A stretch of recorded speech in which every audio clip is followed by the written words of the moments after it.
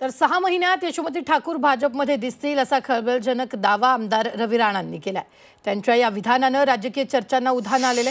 यशोमती ठाकूर यांनी काही दिवसांपूर्वी मुख्यमंत्री देवेंद्र फडणवीसांची भेट घेतल्याचंही त्यांनी सांगितलं आहे।